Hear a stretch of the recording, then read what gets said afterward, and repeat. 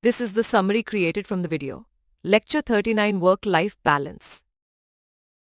The concept of work-life balance aims to prevent conflicts between an individual's professional and personal commitments, with various models attempting to explain the dynamics between these domains.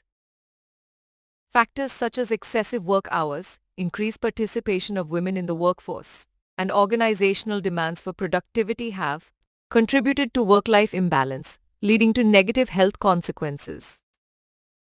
To promote better work-life balance, organizations implement family-friendly policies like flexible schedules, alternate work arrangements, and leaves, while labor laws mandate provisions like limits on work hours and maternity or paternity leave. Achieving a harmonious balance between work and life roles can result in higher job and life satisfaction, organizational commitment, and improved performance both at work and home, while engaging in volunteer or community activities can bring a sense of fulfillment. Rather than separating work and life as distinct entities, the key lies in seamlessly integrating and prioritizing various roles, allowing for quality time to be devoted to different pursuits simultaneously.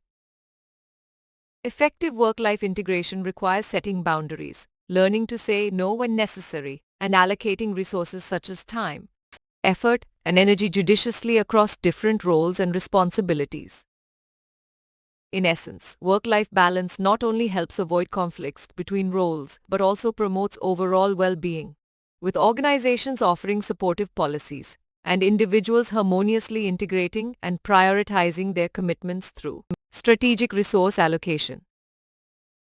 Please stay tuned for more summary videos.